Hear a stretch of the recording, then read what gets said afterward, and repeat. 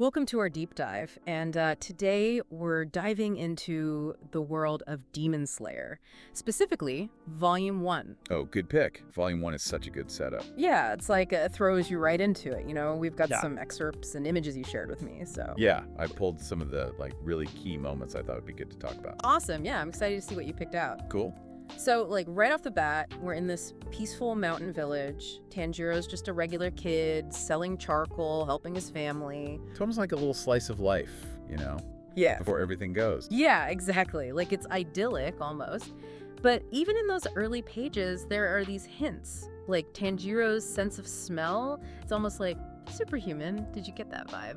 Oh, totally. The way the artist draws it, it's like almost like he's got this whole other sense. It's not just a quirk, Yeah. It's like, it's going to be important. Yeah. It's like, how is this going to play into the story later on? Exactly. Foreshadowing. I love it. Yeah. And then, boom, the demon attack. Yeah. I have to admit, I was not prepared for how brutal that was. Yeah, no, it's definitely an intense way to kick things off, but it's effective. You're kind of lulled into this sense of normalcy. With Tanjiro and his family, and then bam, this brutal violence. It's like the artist is saying, this is what's at stake in this world. Right. It's not even just the violence itself, it's the way it's drawn, Yeah. That image of Nezuko just lying there in the snow. So still. Yeah, and the rest of their family. It's like time just freezes. Did you feel that? 100%. It's the contrast, right? That stillness of Nezuko against this horrible chaos of the attack. And it makes you focus on her, even though she's barely there. And she becomes the heart of the story, Like, everything shifts to, can Nezuko be saved? That becomes the question, right? Yeah. And then she attacks him, and you're like, what just happened? Right, like she goes from this innocent kid to fangs and claws, like a completely different person. Well, and that's the thing, isn't it? It makes you question, what makes someone human? Is it just how they act, or is there something more? And just as Tanjiro is facing this impossible choice, like, does he protect her or accept that she's a monster, Gyu Tomioka shows up. Talk about an entrance. Right, like something out of a legend. He's the stoic demon slayer, and, instantly he's a force. Yeah, like, you don't mess with this guy. Which, I mean, it makes sense. If your job is to protect people from demons, you can't hesitate. No. But seeing Tanjiro begging for his sister's life, even though he's totally outmatched, It's powerful. it's like, that's love right there. It's that unwavering hope, like maybe, just maybe, she's not lost. And that's Tanjiro, through and through. It's that belief that makes him who he is. And then Nezuko does something unexpected, like totally throws everyone for a loop. She shows restraint. Instead of attacking Gyu, she protects Tanjiro. I mean, that one panel where she's standing over him facing down this trained killer, chills. It's a turning point, Yeah. It changes how we see demons, how Giyu sees demons, and that's where he tells Tanjiro to find Sakanji Urokodaki. It's that little glimmer of hope in this dark, dark situation. A way forward. Exactly. But speaking of dark, did you notice how after this, Tanjiro's sense of smell goes into overdrive? It's like a superpower now. It's focused. Yeah. He's learning to use it strategically. Like there's that sequence where he's tracking that scent through the woods. It's like you're seeing the world through his nose. Wow. You can tell it's going to be crucial to his fight. It's like his nose becomes this whole other character, almost, guiding him.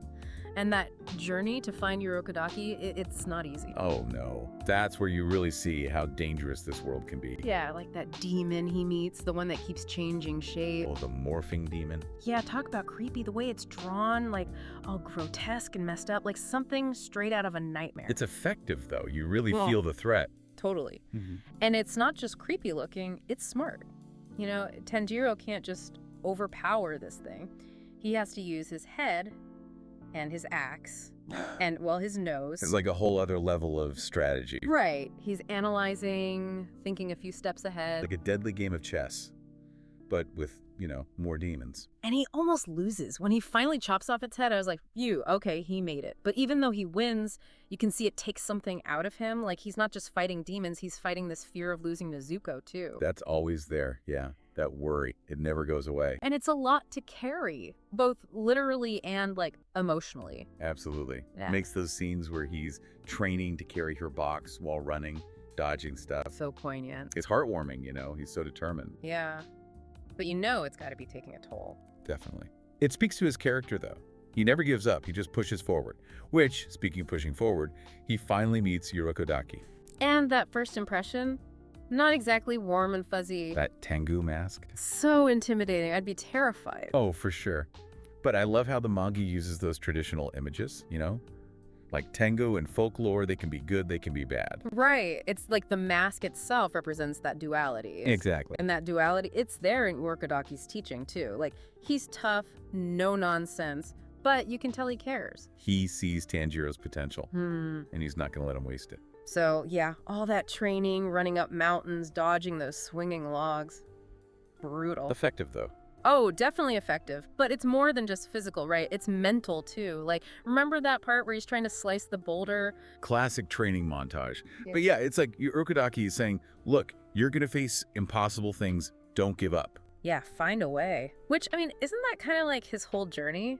Trying to save Nezuko from something he barely understands? He's swinging that sword at the boulder, but it's like he's swinging at fate itself. And Urokodaki sees that. He recognizes that spirit in him. It's like a reflection of his past students. Yeah. Those who've walked this path. And then that mention of the wisteria flower crest, like we're suddenly connected to this whole legacy of demon slayers. Right. It gives you chills. It's like Tanjiro's not just fighting for himself anymore, or even just for Nezuko. He's fighting for everyone who's ever been threatened by demons. Exactly.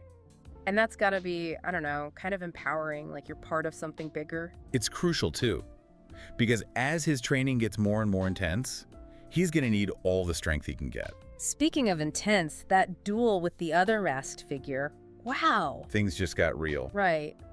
I thought Urokodaki was tough, but this new opponent, light and fast. The way the artist draws that fight too. So dynamic. It flows. Yeah. You really feel the speed, like you're right there. And that actually brings up something I wanted to mention. The art in this volume. Oh, yeah. It's next level. Like, I knew manga was visual, but this is something else. It adds so much to the storytelling. It's not just about pretty pictures. It's about using the panels, the angles, the way the action flows. It creates emotion, tension. Like when we find out the masked swordsman is actually a girl. Whoa, talk about a twist. It changes everything. Suddenly, it's not just about skill, it's about Tanjiro's own assumptions about strength, about gender. Right. It challenges those expectations. And not just in a throwaway way. It's like Demon Slayer's constantly doing that, subverting those classic tropes. It's about finding strength in unexpected places. Like anyone can surprise you. You never know where true power lies. Exactly. So Tanjiro beats this amazing swordswoman, but he's clearly wiped out. All that training, the pressure of a situation, it's a lot. It's a lot for anyone. And then Urokodaki drops some more news on him about Sabato. Oh man, that reveal about Sabato's death hits you right in the gut. It's a reminder that this world, as beautiful as it can be, it's brutal. Being a demon slayer isn't a game. It's life or death. And you can see it on Urokodaki's face, that weight. Knowing he's sending these kids out there to face that danger. It makes you wonder what you would do. Yeah, if you were in his shoes. How far would you push someone knowing what they might be facing? Tough question. For sure. But Tanjiro, hearing about Sabato, it just strengthens his resolve. Like, he sees what's at stake. He sees the cost of failure. And you're carrying that weight now, too. It's like all the hopes and dreams of those who came before him. And with all that on his shoulders, he faces his final test. A week on that mountain, alone, surrounded by demons. Talk about a trial by fire. This is it. Everything he's learned, his swordsmanship, his strategy, his courage, it all comes down to this. That image of him standing at the foot of the mountain, sword at his side. Yeah, so powerful. Like a promise is being made. It really does feel like the mountain is like watching him, waiting to see what he'll do. But you know who we haven't talked about in a while? Nezuko. She's been awfully quiet this whole time. Oh, she's been sleeping. Safe and sound in that box Urokodaki made. That box is more than just a box, though, right? It's like symbolic. Oh, for sure. Trapped between two worlds, vulnerable to the one thing that's supposed to give life, sunlight. Exactly. And it's that constant reminder for Tanjiro. It's not enough to just survive. He has to break the curse. Bring Nezuko back. And he's carrying all that, literally, with him, which, you know, I don't know if you noticed this detail, but, like, the way Urokodaki made that box so Tanjiro could carry it easily, it just, I don't know, it got to me. It's that thoughtfulness. That's Urokodaki in a nutshell. He's not just training Tanjiro's body. he's preparing him for the emotional weight of it all, you know? Because it's heavy stuff. It makes you really think about, like, what would you do Yeah. for someone you love? How far would you go? What would you sacrifice? Big questions. Yeah. And this story, it makes you face them head on. And that's what makes those last few pages so powerful. Tanjiro choosing that sword, the black Nichiren sword. I was like, whoa, okay, tell me more. Right. It's like a line in the sand. Things are about to get real. It sets him apart, too. Like, this is no ordinary demon slayer. This is different. He's got his own path to forge. And that's what I loved about this volume. You know, you finish it and you just want more. It leaves you wanting to know what happens next. Exactly. So, as we leave Tanjiro at the foot of that mountain, about to face his final test, we want to leave you with this. What will you carry on your own journey? What kind of strength will you draw on to face your challenges? What legacy will you leave behind? Thanks for joining us for this deep dive into Demon Slayer. See you next time.